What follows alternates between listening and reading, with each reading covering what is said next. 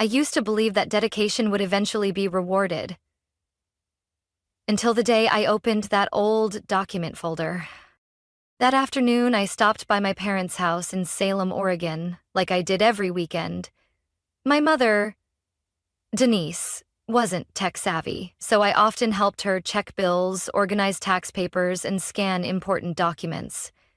That two-story red brick house, the one I had spent nearly a decade financially supporting and helping renovate tile by tile, felt like a second home to me. "Can you take a look at this for me?" she said, handing me a messy stack of papers before heading back to her orchids in the backyard. I sat down at the dining table, sifting through the pile, until my eyes landed on a thick, cream-colored envelope labeled in bold, "Estate Plan and Will." I hesitated. Not because I was curious, at least that's what I told myself, but because I wanted to make sure everything was in order. I'd always been the one to worry about things like this, the one who kept the family from falling apart.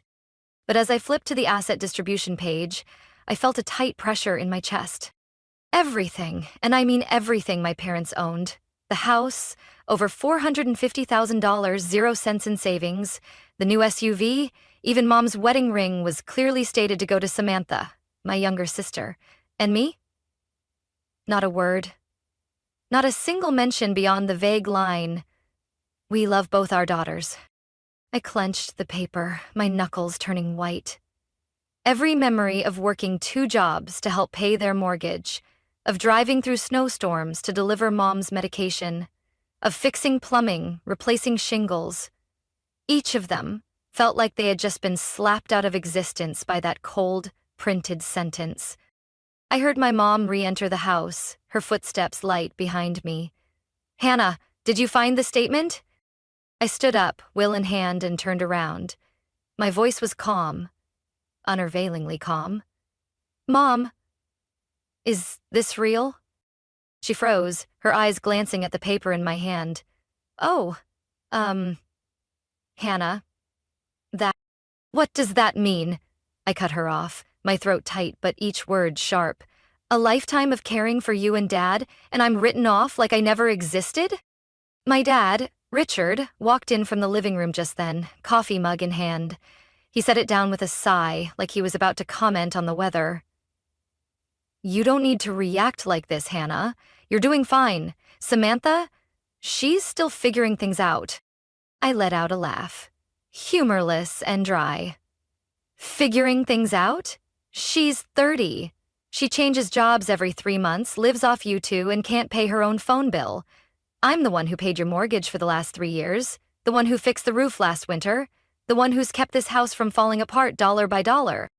My mom stepped forward, placing a hand over mine as if that could calm me. "Don't overthink it. I just wanted your sister to feel secure." I pulled my hand away, nodded slightly, my gaze ice cold. "Secure? And what about me? The only one who's kept this place standing all these years?" They said nothing. I placed the will back on the table like returning a declaration of war. "Thanks for showing me where I really stand." I walked to the door without looking back. No one called out behind me.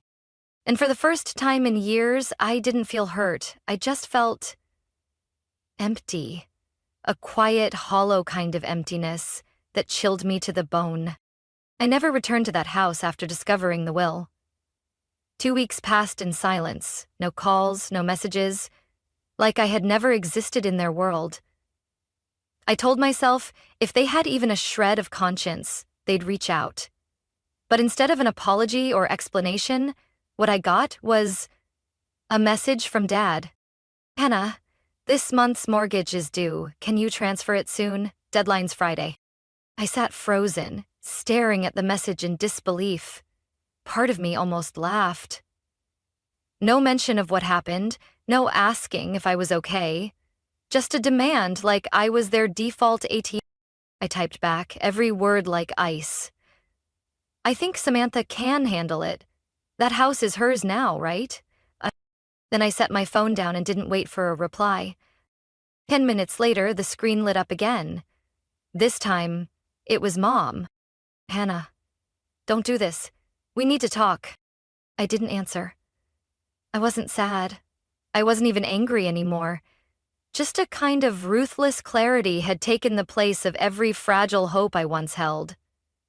For years, I believed my sacrifices would be acknowledged. I was wrong. And I had no interest in playing savior anymore. 3 days later, the next message came. From Samantha. You're overreacting. Mom and Dad didn't mean it like that. You've always been independent, and I'm just not. You know that. I typed slowly, each word cutting through my sister's fake mask. Then prove you deserve what you've been given. Start by paying the mortgage. No response. Another week passed in silence, until one Monday morning, while I was sipping coffee in my kitchen, my phone buzzed with a transfer request. Exactly $2,900.00 from my mom. No message. Just a cold withdrawal request, as emotionless as the way they'd written me out of everything. I hit decline without a second's hesitation. Minutes later, the phone rang. It was Mom. I let it ring to the fourth buzz, then declined the call. A message followed immediately. Hannah, I know you saw it. Why did you decline? I closed my eyes, took a deep breath, and replied, because it's no longer my responsibility. Ask Samantha. For the first time in my life, I felt like I had control. I wasn't the one scrambling to fix cracks I didn't create. I wasn't sacrificing my entire youth to patch up other people's failures. 3 days later, Samantha texted again. You're being so selfish. Didn't you always say family comes first? I reread that message over and over. Family? The family she was talking about was the same one that treated me like an outsider, like a walking wallet. I replied with one sentence. Family is about fairness and respect, not using someone until they're no longer useful. After that, there were no more messages. Silence settled over everything, but this time, it didn't feel lonely. It felt like relief, a release from a burden I'd carried for far too long. But deep down, I knew. This silence was only the beginning, because they'd be back. When no one else would help. When the house was at risk of foreclosure. When Samantha, with all that inheritance, still wouldn't know how to pay a bill on time. And when that moment came, I'd be ready. Not to save them, but to show them that I was no longer the one who would sacrifice without so much as a thank you. The next message from Samantha came near midnight while I was halfway through a historical novel and sipping hot tea. The phone lit up, and I didn't even need to open it to guess the tone. You're blowing this way out of proportion.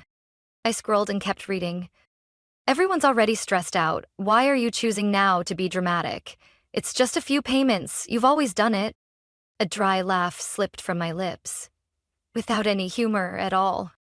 Just a few payments.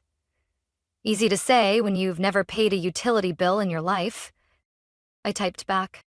I'm not being dramatic, I'm being clear, and you better get used to it. Less than a minute later, she replied, You're seriously selfish. Don't be surprised if Mom and Dad don't forgive you. I set the phone down. For the first time in years, I didn't feel guilty. I wasn't haunted by what if they're upset, or obsessed with being the good daughter. I had crossed the line between being exploited and standing up for myself. The next day, I called the bank and requested my name be removed from the joint account used for the mortgage. I also contacted the utility companies and canceled all the auto payments I'd been secretly handling for years. I'd deleted the bill reminders on my phone, like a small ceremony marking the end of my role in their household. That night, I cleaned up my tiny apartment, played my favorite playlist, and bought myself a chocolate cake I'd always loved but never bought, because the money always had to go toward more important things. I started sleeping soundly. I woke up without the jolt of a payment notification. I went to work without feeling like I was dragging 3 other adults on my back. I even signed up for an online art class, something I dreamed about for years but always pushed aside because I didn't have time or really wasn't allowed to be selfish. And as my life started to breathe on its own again, the knocks from the past came louder. Early the following week, my mom, Denise, called. I didn't answer. A message came right after. Hannah, we need to talk. Your sister doesn't know how to pay the internet bill. Can you help? I didn't respond. 2 days later, another one. The landline got cut. She says she can't log in. I don't know what to do. I read the message, then opened the bookshelf and pulled out the old notebook, where I'd once written down every password, billing schedule, and customer service number. Every time my parents didn't know what to do, they called me. Every time Samantha forgot a payment, I handled it. This time, I closed the notebook and put it back. I wasn't their assistant. I wasn't the backbone of a system that erased me the second I stopped being useful. 3 days later, another message from Samantha landed in my inbox. Are you kidding me right now? The power's about to be shut off. Are you really going to let that happen to our family? I replied with just one sentence. No, I'm just letting everyone take responsibility for their own choices. Silence. I didn't hear anything for several more days. Until one morning, a call came from an unexpected number. Mrs. Lorraine, the neighbor who'd lived next to my parents for the last 20 years. Your mom asked if I knew anyone selling houses. I think they're not managing well anymore. I thanked her, then hung up. I didn't feel smug. I didn't smile, but I didn't cry either. I just sat by the window, watching sunlight spill through the trees out front, and realized something. For the first time in my life, I wasn't being crushed by duty or guilt. I had chosen to step out of the cycle, and I wasn't going back. The first message came on Monday morning, from someone I didn't expect. Mr. Walter, the neighbor who'd lived next door to my parents for over 20 years. Hannah, are your parents okay? Denise asked what day it was. She thought she got the date wrong, but she just got a letter from the bank. It clearly says, Notice of Foreclosure. I stared at the screen. So it had happened. Faster than I expected. 4 weeks since I stopped all support. 4 weeks for the house I once kept from falling apart to finally start collapsing. An hour later, my mom called. I didn't answer. A message followed right after the ring. Hannah, please. We really need you right now. It's serious. I read it, then set the phone down like it had nothing to do with me. But in truth, my chest still felt heavy. I had once thought this moment would bring some twisted sense of satisfaction, but it didn't. Only a hollow, aching fatigue. Maybe because I was too used to cleaning up after others. I didn't reply. 2 days later, for the first time in weeks, Samantha showed up at my door. She stood there in a wrinkled hoodie, no makeup, clutching a messy stack of documents. Her eyes gave away the panic. I just need 5 minutes, she said, breathless. Just 5 minutes, Hannah. I crossed my arms, blocking the doorway, not a single ounce of sympathy in my eyes. You here to ask for money? Not money, she blurted out, her voice shaky. I need your help talking to the bank. I don't understand the terms they're using. I'm overwhelmed. What about the inheritance you got? I asked, my tone as casual as commenting on the weather. She looked down and mumbled, It's tied up in an investment portfolio. If I withdraw now, there's a penalty. I didn't think it would spiral this fast. I raised an eyebrow. Yet you signed for everything without hesitation. I thought Mom and Dad had it under control. They said it was all set. I didn't think. Exactly. You didn't think. Like, always. Samantha fell silent. I stepped out and pulled the door closed behind me. This is the lesson you need to learn. Everyone stumbles. But no one grows if someone's always there to catch them. You're really going to let them lose the house? I'm not letting anything happen. They made their choice, now they live with it. I turned away, leaving Samantha standing alone in the building's hallway. 3 days later, I ran into Ben, an old classmate turned real estate agent, at a networking event at the local arts center. I was just about to tell him about the photo project I'd been working on when he interrupted, eyes wide. Hey, is your parents' house on Vine Street? I nodded. Someone on my team mentioned them. Sounds like they're urgently looking to sell. Old house, needs work, high foreclosure risk. Are you doing okay? I gave a faint smile. I'm fine. I guess they're not. Ben looked like he wanted to say more but decided against it. That night, I opened my laptop and spotted an email from a legal aid organization I volunteered with back in college. They were recruiting mentors for a new program, helping seniors manage housing debt. I smiled softly. Life had a strange way of circling back. I sat quietly for a long moment before starting the application. Not for my parents. Not for Samantha. For me. The one who had finally learned to let go. I didn't need to save the old house anymore. But if I could use what I'd been through to keep someone else from falling into that same cycle, that would be worth it. Saturday afternoon, I had just wrapped up a photography workshop and returned to my quiet little apartment, expecting nothing more than a hot cup of tea and a peaceful evening. But as I pulled into the parking lot, I saw a familiar silver minivan parked near the gate. 4 years ago, I had co-signed for that van when my dad, Richard, could no longer make the payments. I'd transferred the title to him last year as a final gesture of trust. Now it sat there like a bitter reminder. I got out of my car, walking slowly. My parents stood waiting near the building entrance. Samantha stood a bit behind, clutching her purse, eyes full of barely concealed worry. I said nothing. I stopped a few steps away, arms crossed, waiting. My mother, Denise, spoke first. Her voice was trembling. Hannah, I'm sorry we had to come here, but things have gotten out of hand. The bank's coming to reassess the property next week.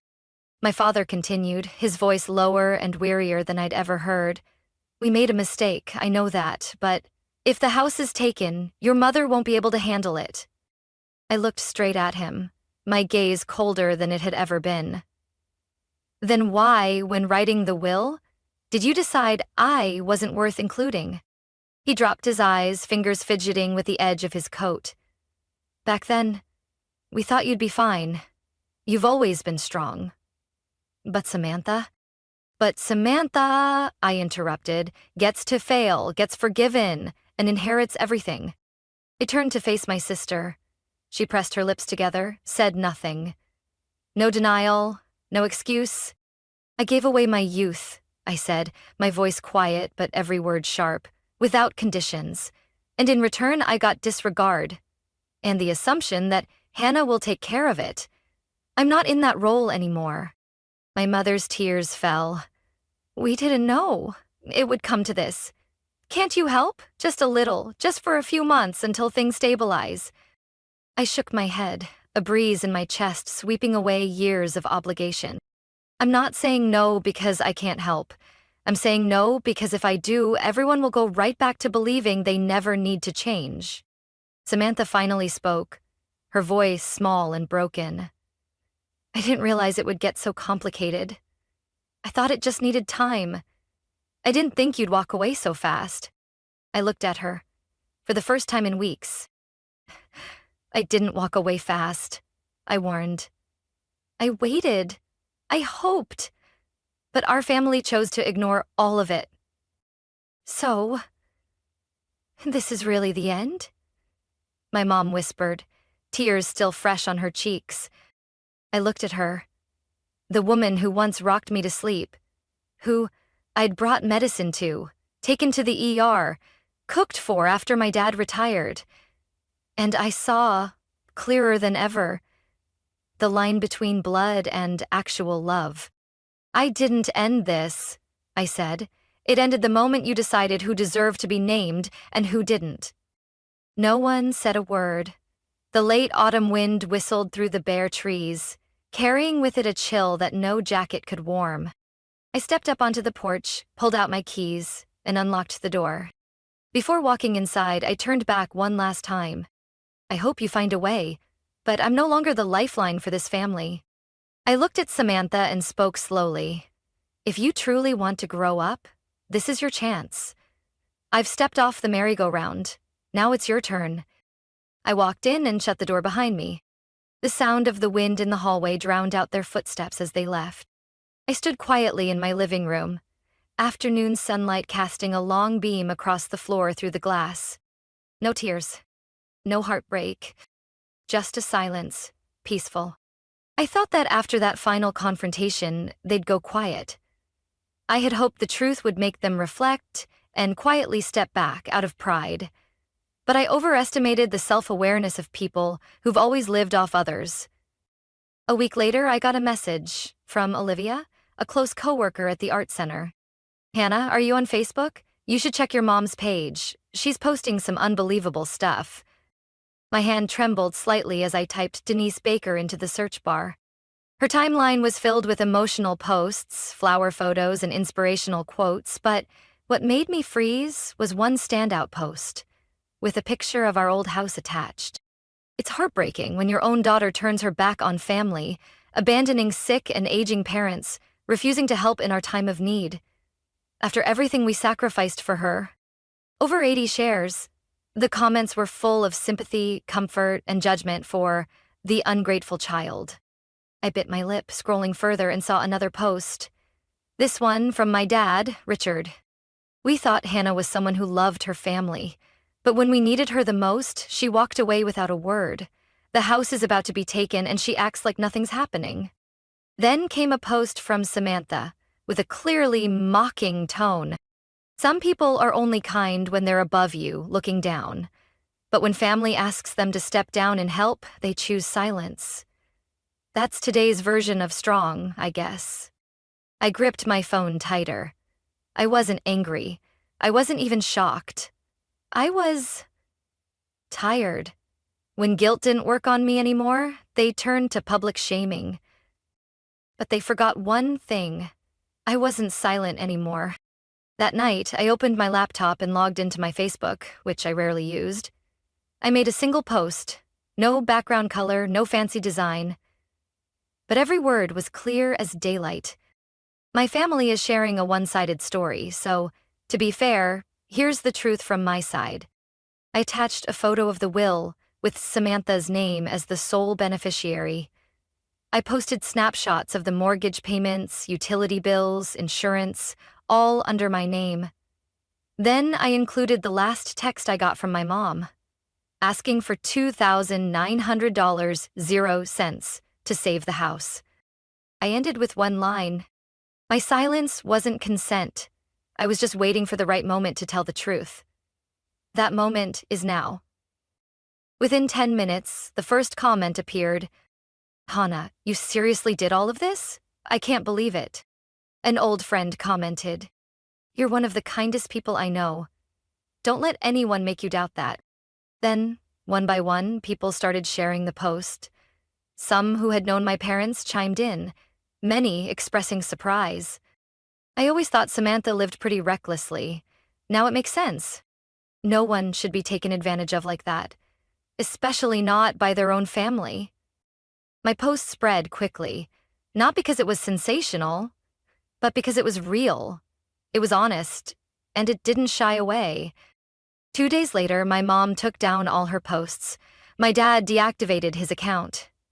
Samantha changed her profile picture to a black and white flower. The vague, dramatic move she always made when things slipped out of her control. I didn't respond. I didn't post anything else.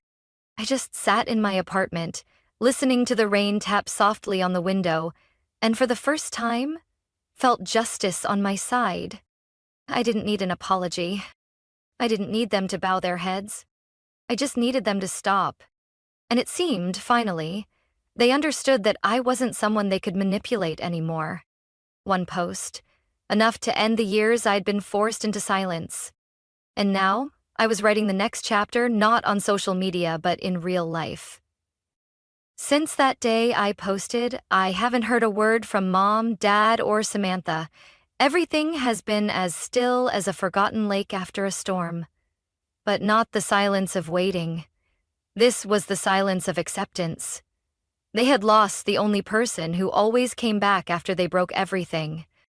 I was the opposite. I began to live. Every Monday morning, I headed to the art center to teach my first photography class for high school students. The way their eyes lit up holding a camera for the first time, the way they viewed the world through a lens. It reminded me that not everyone sees the same thing, and sometimes You have to choose your own angle. In the evenings, I took a part-time video editing course, a skill I'd always dreamed of learning but put off because my family needed me. Now no one needs me. And for the first time in my life, that felt freeing. I started going on evening walks, unhurried and carefree. I baked on weekends, posted pictures on Instagram without worrying about being called fake. I made new friends in class, people who didn't know me as the one who held the family together. And because of that, I finally got to just be me. While I was learning how to breathe, across town, the house at 218 Elm Street began popping up on real estate listings. A friend of mine, Marcus, now a realtor, texted me, "Hannah, your parents' house is up for sale. Asking $390,000, 0 cents, but no offers. Looks like they couldn't fix the roof or the faulty wiring." I wasn't surprised. No one to fix the fuse box at midnight, no one to replace the water heater or call the repair guy in time. No more me. That house had survived because of me. And now it reflected the truth. Neglected, run down, and with no one left who could keep it standing. I heard one more update from Lorraine, the elderly neighbor. She called just to check in, but before hanging up, she mentioned casually, "Oh, and it seems like Samantha's moved back in with your parents. I see her doing the grocery runs often. She doesn't look too happy." I looked up from my laptop and took a sip of my still warm coffee. In the past, hearing something like that would have made my chest tighten with worry. But now, I simply shrugged. Maybe what Samantha needed most was to experience the instability she used to so easily ignore. I wasn't glad they were struggling. I just no longer wanted to carry the weight of choices that weren't mine. For the first time in 10 years, my savings account was steadily growing. I booked a fall trip to Seattle to photograph the changing leaves. I put a deposit down on a new semi-pro camera, something I used to consider an unnecessary luxury. I was learning to take care of myself the way I once cared for an entire family. I also started writing again. Not defensive posts, but a blog about breaking away from toxic family dynamics. Some entries were widely shared. Many people messaged me, thanking me for saying what they never had the words to express. And on a rainy afternoon, while I was editing photos in my favorite cafe, my phone buzzed with a notification from a real estate site. Price dropped by $30,000, 0 cents on property at 218 Elm. Owner seeking urgent sale. I looked at the photo of the house. Dark roof tiles, rotting fence, peeling window frames. It used to symbolize duty, pressure, and expectation. Now it was just a house, waiting to be rescued. And I wasn't the rescuer anymore. I tapped hide notification, closed my phone, and smiled. A soft smile, lighter than air, but deeper than any sigh I'd swallowed over the years. I didn't belong there anymore. One early winter afternoon, I was walking around Liberty Lake with my new camera. The golden light of dusk cut through bare branches, casting soft beams across the water. I stopped, raised my camera, and captured the perfect frame. A little boy running in the distance, his mother behind him, laughing and calling out. In that moment, I realized some things aren't meant to be held onto because they were never truly yours to begin with. I used to believe family was something you could never lose, that blood was an unbreakable bond. But now I know the thing that makes a family real isn't DNA, it's respect and gratitude. I had given everything in hopes of being seen, and in return I became the name left off a will, the one called dramatic for refusing to carry others' burdens any longer. I wasn't angry anymore, not really. I had just let go. They still lived there, in that old house, now listed for the 3rd time. Word was, whenever someone came to view it, Samantha tried to act like a responsible homeowner. But when asked about maintenance records or repair bills, she'd just smile awkwardly. Because all those years, no one ever taught her what to do. I never went back, not once.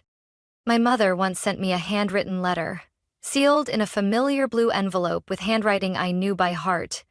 She wrote about her sleepless nights, not knowing where to begin again. That your father isn't as strong as he used to be. At the end, she wrote, I don't know how much time we have left to fix things, but if you're willing, I'm still here. I folded the letter. I didn't tear it. I didn't reply. I placed it in the drawer beneath my desk, next to undeveloped photos and half-finished drafts. Things that needed time to be understood and accepted. I didn't hate them. I just no longer had the strength to keep sacrificing without being heard. I kept working, kept teaching, kept creating and capturing. I even held a small photo exhibit at a friend's cafe, showcasing images that traced my journey to healing. Early mornings in the park, golden light on quiet streets, an elderly woman's thin hands holding a warm mug, a single flower fallen on cracked pavement. A middle-aged woman came up to me afterward, shook my hand, and said, I don't know why, but every photo of yours feels like it's speaking for someone who's been silent for a long time. I smiled, saying nothing, because she was right. I had spent my life staying quiet, for peace, for the role of the good daughter, for the hope that enough giving would earn me the love I longed for. But now, I've chosen a different kind of peace. Not one that comes from others' approval, but from finally choosing myself. I've learned how to love myself, unconditionally. I've learned to say no, without guilt. I've learned to let others face the consequences of their own choices. And most importantly, I've learned not to look back. They're still my family, on paper, in memory, but they're no longer at the center of my every decision. I don't know what the future holds, whether there'll be a reunion or if things will remain as they are, but that doesn't matter anymore. Because in the end, I finally understand. Family isn't just the people who share your last name. Family is the people who value your presence. The ones who don't treat your kindness like a duty. The ones who make you feel seen and chosen. And if none of them can do that, that's okay. Because I have a family me, and I don't need to look anywhere else. My story isn't a tragedy. It's an awakening. I once believed that love and sacrifice would always be rewarded, that family was unshakable. But the truth is, no one deserves to be taken for granted, not even by their own blood. I've learned to set boundaries, to walk away when necessary, and to choose myself without regret. Now I live with lightness, freedom, and peace, not because they changed, but because I changed myself. What do you think about Hannah's decision? Was she too harsh, or was this the only way to truly protect herself? Share your thoughts in the comments below. And don't forget to follow the channel for more heartfelt stories about real family life. My name is Nicole. I'm 32 years old and live in a small town about a 50-minute drive from Boston.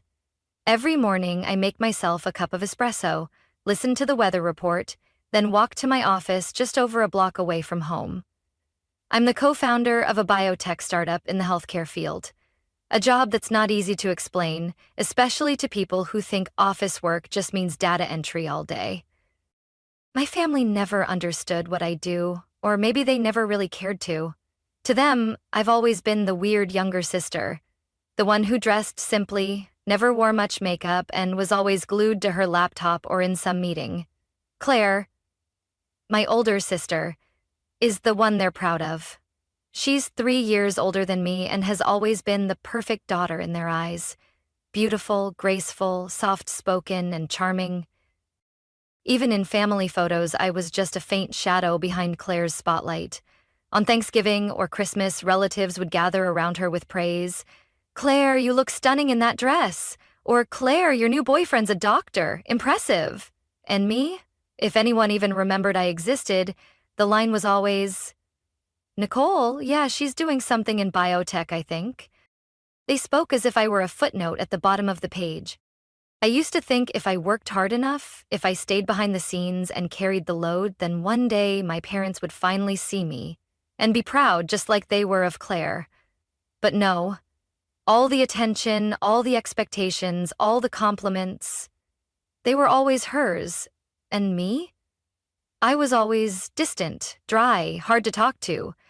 They never knew I'd stayed at the office until midnight handling a crisis for a public health project worth nearly $2 million, 0 cents. They never asked how it felt to build a company from scratch with 3 college friends. When people ask about my family, I just give a faint smile and say, we haven't spoken in a while. It's nothing. Not because I'm hiding something, just because there's nothing left to say. We haven't talked in over 2 years. No texts, no calls, no birthday wishes. Just silence, like a broken line nobody bothered to reconnect.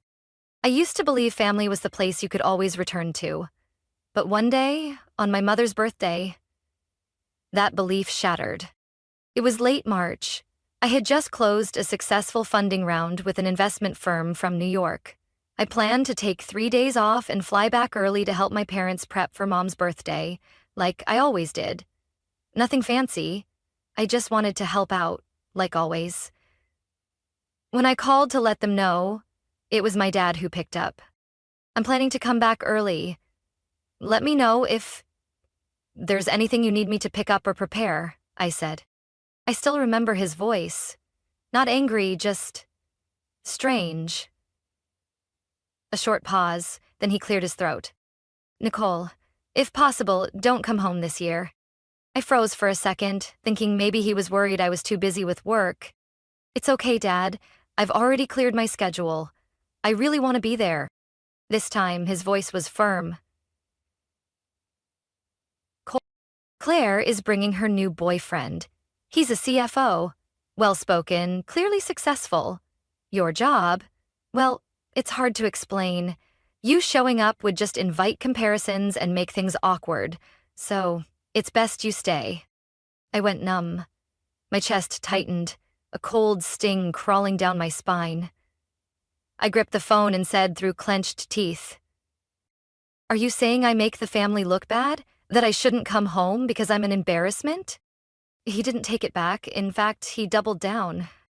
"If you insist on coming, then don't call me your father." Then he hung up. No hesitation, no second thoughts. My apartment went eerily quiet. The espresso cup in my hand had gone cold. I stared into the empty air like the world had cracked open with a single sentence.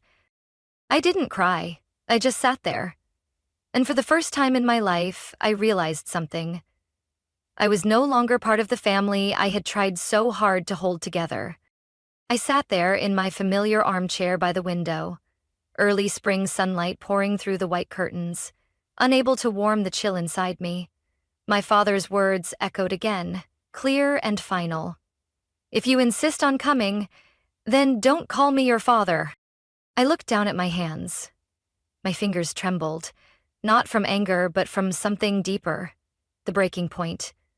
I had always thought that even if I'd never be loved like Claire, at least I was still their daughter. Turns out, I wasn't. I stood up and walked to my desk. Without hesitation, I opened my laptop and logged into my banking app. For over 2 years, I'd been sending money to my parents every month, covering their electric bill, water, internet, even cable. Nearly $600, 0 cents a month, not counting the extra I'd send when Mom said the fridge broke down or Dad's car needed work. They never asked if I could afford it. They just said, "Claire's struggling after switching jobs. If you can help, that'd be great." And I helped, quietly, as if it were my duty. As if responsibility were some invisible contract I'd signed the moment I started earning. I opened the transaction history and scrolled. The total popped up. $15,720, 0 cents. My heart sank, not because I regretted it, but because even after all of that, I was never enough. I hovered over each bill, electric, water, internet. Click. Then another. Notifications popped up. Auto payment canceled successfully. No alarms, no warnings, just silence. Just like how I'd always existed in my family. That night, I couldn't sleep. Not because I was angry, but because I kept thinking about how everything unfolded. About what my father said. About how my entire family was willing to cast me aside just to impress Claire's new boyfriend, a man I hadn't even met. I'd been compared all my life, but this was the first time I was publicly rejected, as if my existence was an inconvenience. Mom's birthday came quickly. I didn't call. I didn't send a card. I didn't post anything online, not out of spite, but because I couldn't pretend anymore. At exactly 5 p.m., as I sat on my balcony sipping peppermint tea, my phone buzzed. It was my mom. I stared at the screen for a few seconds, then let it go dark. A message came in right after. "Nicole, why is the power out? Can you check for us?" I set down my tea and opened the next message from Dad. "No water, no internet, call the providers, your mom's freaking out." I sat in silence, eyes fixed on the tree line out back. No anger, no pain, just an eerie calm. They didn't ask, "Are you okay?" Not a word about the phone call. They just wanted me to do what I'd always done, clean up the mess. Then came a text from Claire. "The internet's down, guests are coming, and Mom is almost in tears. What's going on?" I picked up my phone and typed. 3 weeks ago, Dad told me if I insisted on coming home, I shouldn't call him my father. I'm just doing what he asked. If this is inconvenient, maybe find someone you're not ashamed to introduce. I didn't send it. I deleted it. Not because I regretted it, but because I knew no matter what I said, they'd only hear what suited them. I set the phone down, leaned back in my chair, and closed my eyes. My little apartment was still and quiet. No complaints, no judgmental looks, no demands. The next day, Claire left a voicemail. "Mom's been crying since last night. Do you know how important yesterday was? My boyfriend met the family for the first time, and everything got ruined. You're so selfish." I listened to the whole message, then turned off my phone. For years, I hadn't been selfish enough. Now it was time. I opened my work email and checked the weekend operations report. One subject line stood out. "New Jersey staff transfer to Boston. Awaiting approval." I opened the attached list, skimmed through the names, and then I stopped. Liam Prescott. That name made my heart skip a beat. I remembered it because just 3 days ago, my mother had mentioned it. Claire's boyfriend, Liam, works at a major corporation. I squinted at the file. Current position, Head of Finance, New Jersey branch, transferring to Boston HQ. Approver, Nicole Warren, co-founder. I let out a small laugh. Just a reflex. The world was smaller than I thought, and I knew what was coming had only just begun. I sat still in front of my laptop, hand resting on the mouse, my chest hollow, as if someone had taken a piece of my memory I'd clung to for too long. Nearly $16,000, 0 cents. Every cent of it paid by me, month after month, without reminders, without delays. And yet, not once had they said, "Thank you." Not once. I scrolled back through the payment list, the same lines repeating. $192.48, my electricity. $136.72, my water. $248.50, my internet and cable. Month after month, like I was their unpaid family accountant. Unseen, unacknowledged, forgotten. I remembered the last phone call with my mom about a year ago when she called around midnight just to say, "Nicole, the bathroom pipe burst. Can you call someone? Claire's on vacation with her boyfriend. You're the only one left." You're the only one left. It sounded harmless, but it was a bitter truth. I wasn't loved like a daughter. I was just the solution when the ones they truly cared about didn't show up. And now, being told not to come home because my presence didn't look good, I finally understood. All these years, nothing I did was ever received with love.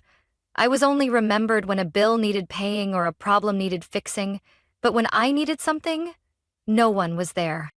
My phone lit up again, a message from my mom. "Nicole, I know yesterday got a little tense, but if you could take care of the internet bill, that would be great.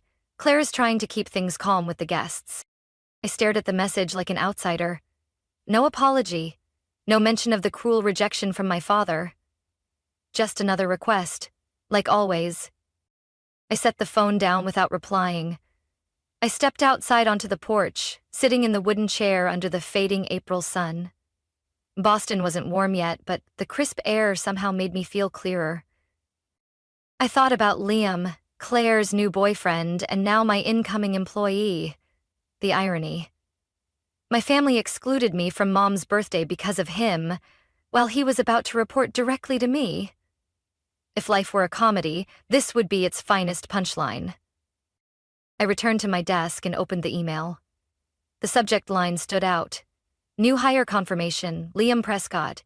Transfer to Boston office. I clicked on the profile. Everything matched. Age, experience, degrees. A polished resume.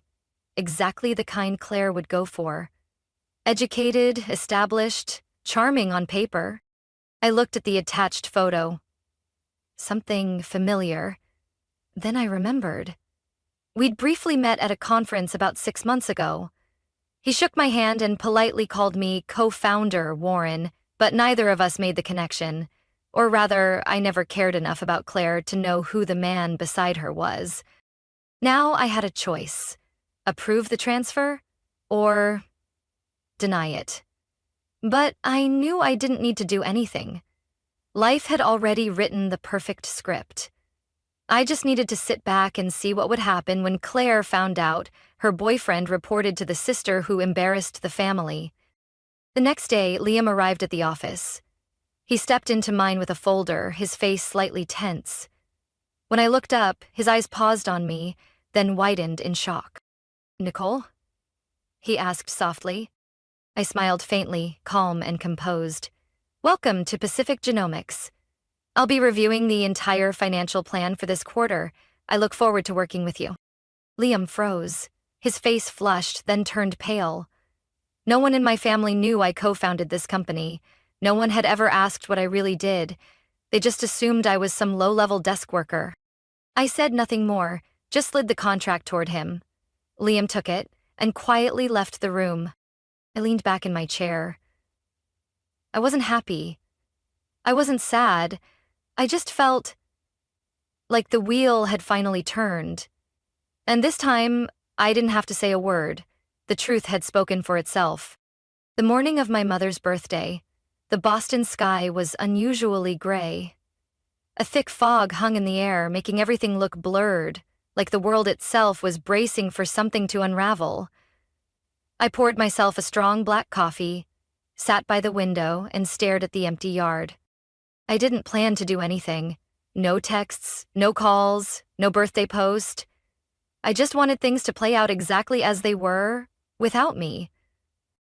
At 9 a.m., my phone buzzed. First message from Mom. "Nicole, sweetheart, I think the power's out. Can you check for us? It's an important day." I placed the phone face down on the table. Same tone. Sweet, gentle, like nothing had ever happened. Like I hadn't been told by my father that I embarrassed the family and shouldn't show up. 15 minutes later, a second message. This time from Dad. "Still no power. Water's not running either. Is something wrong with the payments? Call the provider now." Short, cold, no concern, no mention of me being excluded from the party. Just a command, like I was still their logistics manager. I sighed. For 2 years, I'd never missed a single payment. Electricity, water, internet cable.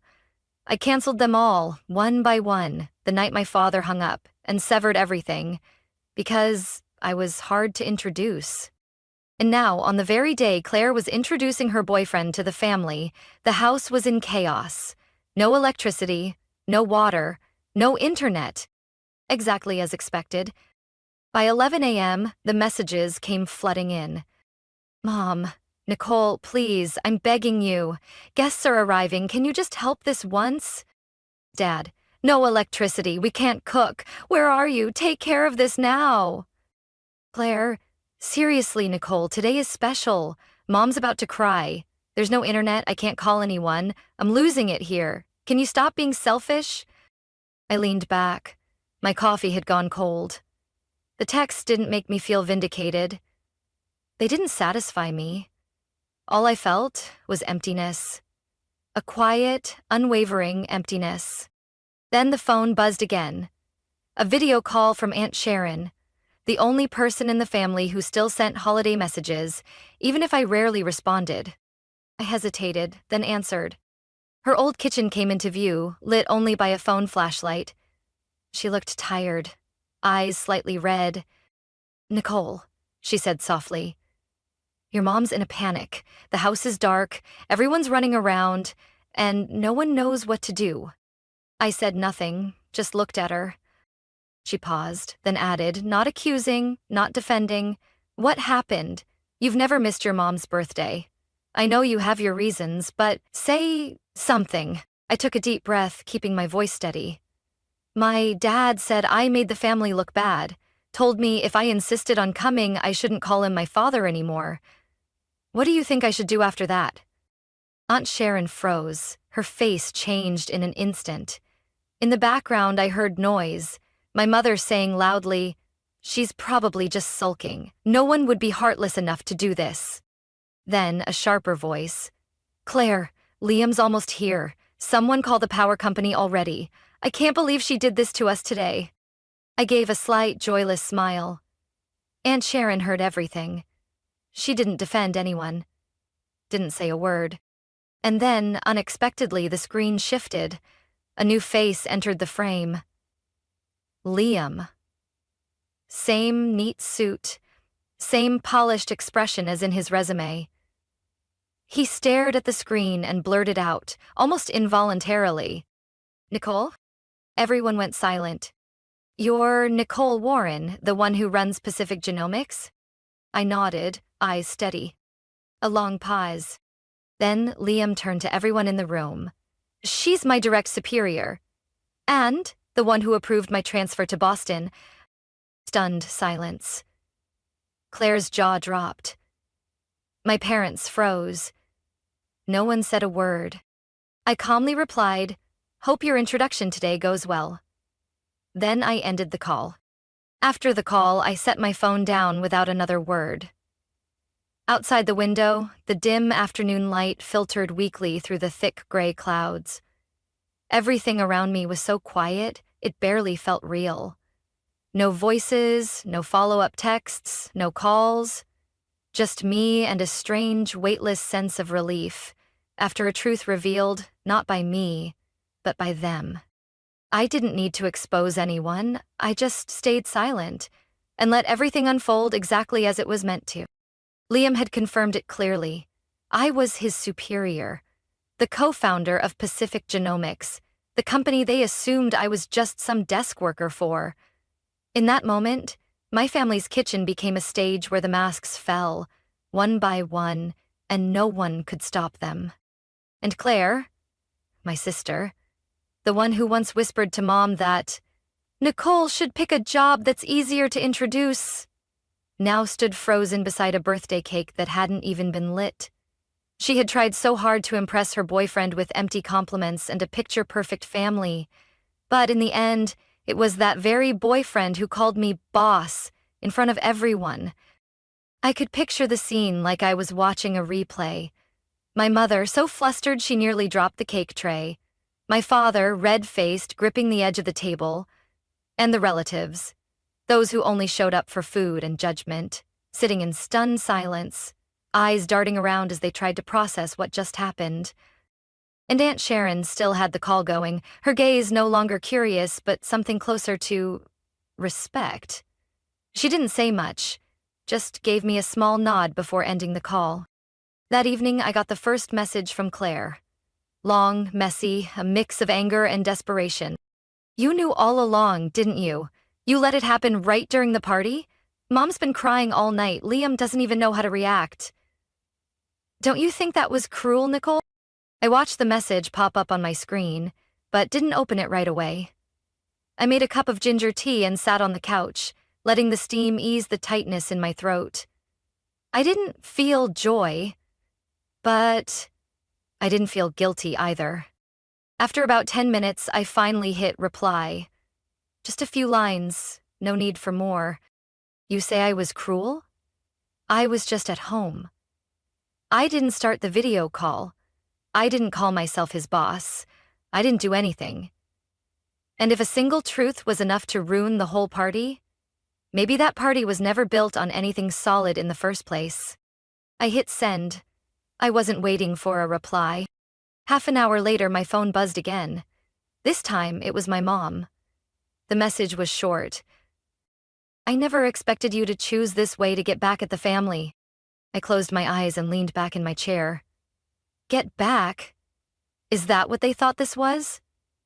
I just remembered being shut out of a family event, having my role as a daughter dismissed because my job wasn't impressive enough. I remembered quietly paying dozens of bills over 2 years without a single check-in. I remembered trying so hard to be accepted, to be loved, and now I was done trying. Around 10 p.m., I got an email from Liam. Nicole, I'm sorry I didn't know sooner. I truly respect you for your work and for the way you stayed silent today. I've never felt more ashamed, but not because of you. I read it, then replied slowly. Liam, you don't need to apologize. Everyone is responsible for how they choose to see others. And don't worry, I never bring family matters into work, but I hope you understand now. Sometimes silence is the greatest strength. I clicked send, turned off my screen, and placed the phone face down on the table. Tomorrow, I'd still go to the office like usual. There would be reports to review, meetings to prepare for, and a world still turning outside. Only now there was one difference. Starting today, the ones who once dismissed me, finally knew who I was. And without a single shout, without any accusations, I had made them go silent. The next morning, as I walked into my office, sunlight filtered through the glass panels, casting a warm golden glow across the room. The air was calm, as if the universe had given me a few quiet minutes to breathe before the day's noise returned. I sat at my desk, powered on my computer, and opened my email as usual. In the priority inbox, there was one unread message. Sender, Liam Prescott. I clicked it. Subject, apology. And goodbye. Nicole, I don't know where to start, but after last night I couldn't sleep. I've been thinking. What happened probably shouldn't have happened in front of so many people, but at the same time, I feel a strange sense of clarity, especially about you. I'm not ashamed that you're Claire's sister. I'm ashamed that I didn't see her true self sooner. I can't stay in a relationship where basic respect doesn't exist. As of today, I'm ending things with Claire. Thank you for staying silent yesterday. And thank you for the way you lead. Quiet but strong and fair. Liam. I read it twice, then leaned back in my chair. I wasn't happy that Claire got dumped. I just felt something. Right. Like for the first time, someone outside finally saw what I'd been living with for years. The things I was told I was too sensitive about, or too cold for staying quiet about. I didn't reply. There was no need. But about 2 hours later, as I was reviewing the financial summary from the finance team, my phone lit up. A message from Claire. Nicole, I know you're busy, but please, can you talk to Liam for me? He's misunderstanding everything. I looked at the message, calm and unmoved. I didn't reply right away. Less than 5 minutes later, another message came through. You're his boss. You have influence. If you say something, he'll reconsider. I stood up and walked over to the window, gazing down at the busy street below. All those years, I had wished for just one message from Claire checking in when I was hurting, one word of encouragement when I failed. But there was nothing. And now that her relationship had crumbled, the person she turned to was me. Not to apologize, but to fix it. I returned to my desk and typed, Liam didn't leave because of anything I said. He left because of who you are. And maybe for the first time, he really saw it. Claire didn't reply immediately, but about an hour later, a new message arrived. You're right. But I really don't want to lose him. I'll change this time, please. Just this once. I didn't respond, not because I was angry, but because I was past the point of explaining. When I left the office that evening, the early spring breeze was still chilly, but the sunset cast a deep orange glow across the rooftops. I walked to the parking lot slowly, without hurry, without worry. Maybe for the first time in years, I felt light. I hadn't sought revenge. I had simply lived my truth and let the rest reveal itself. Claire had brought this ending on herself, and Liam, once dazzled by the facade of a perfect family, had finally seen the foundation beneath, the one I had lived on most of my life. That night, I played an old playlist, the kind of music that used to make me feel invisible during my early startup days. But tonight, the melodies sounded like a quiet affirmation. I had stepped out of the shadows. Not by yelling, but by standing firm. And that's what Claire, or anyone else in my family, had never seen coming. I didn't need validation anymore. I just needed to be myself and live what I truly deserve. About a week after things calmed down, on a rare Sunday afternoon when I decided not to touch my laptop, the doorbell rang. I wasn't expecting anyone, and I almost ignored it. But something made me glance through the peephole. My parents were standing at the gate. I stood still for a few seconds, letting my mind catch up with what I was seeing. My mom held a small bag, her face tired. My dad had his arms crossed, his eyes less stern than during our last call, but still carrying that usual hardness. I opened the door. Said nothing. "Hi, honey," my mom said first, her voice raspy like she'd just gotten off a long flight. "Can we come in and talk for a bit?" I silently stepped aside to let them in. No hugs, no warm greetings, just a heavy silence stretching from the hallway to the living room. I poured some water, set down 2 glasses, and sat across from them. My mom glanced around the apartment, simple, tidy, and completely untouched by any presence of my parents. My dad spoke first. "About your mom's birthday, I said some things I shouldn't have." I stayed quiet. He looked at me, then continued, slower this time. "Maybe we've been a little hard on you. Claire's been a mess since the breakup, and your mom's been crying nonstop, so we wanted to sit down and talk like a family." I still said nothing, just nodded slightly. I wanted to see where they were going with this. I was used to the long build-up before they got to what they really came for. Just as I expected, my mom jumped in right after. "Well, we actually have a proposal." She hesitated, then placed the bag on the table and pulled out a printed sheet. "We've thought it through. You're stable now, your job is great. If possible, we're hoping you could help us with a monthly contribution, around $2,000.00. Just enough to cover living costs, insurance, and some retirement savings." I looked up at her. $2,000 a month? My dad jumped in, as if afraid I'd misunderstand. "It's not much for someone in your position. We're family, Nicole." I sat up straighter and kept my tone steady. "What about Claire?" My mom hesitated. "She's not doing well after the breakup. She's down. Work's not going great. We can't pressure her." I let out a soft laugh, not out of bitterness, just because it was all so familiar. Claire was always the one who couldn't be pressured, and I was always the one who could handle it. I looked directly at them. "If Claire agrees to contribute her part, $1,000.00 a month, I'll cover the other half.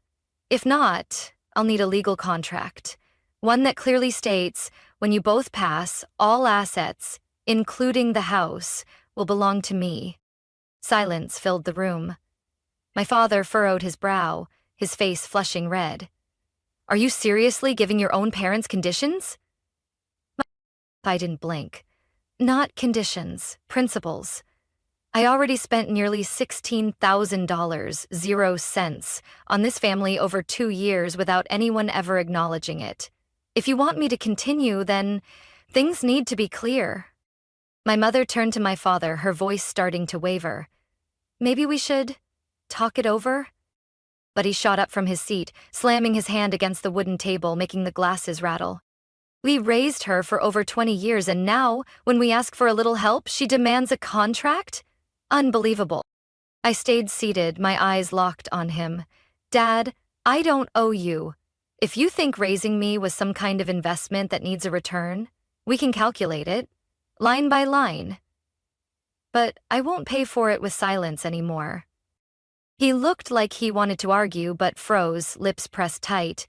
My mother stood up and gently tugged at his arm. Let's go. I stood too, walking them to the door. No hugs, no goodbyes. When the door closed behind them, all that remained was the soft breeze drifting in from the balcony. In that stillness, I knew another chapter had ended. And this time, I was the one who wrote the final line. After that day, my parents never reached out again. No calls, no messages, no accusations, not even an apology for the outburst that had hit my home like a storm. As if every disappointment in their lives had been caused by their difficult daughter. But I wasn't surprised. I'd grown used to that kind of silence, the kind that didn't come from shame or remorse, but simply from people who don't know how to speak when they're no longer in control.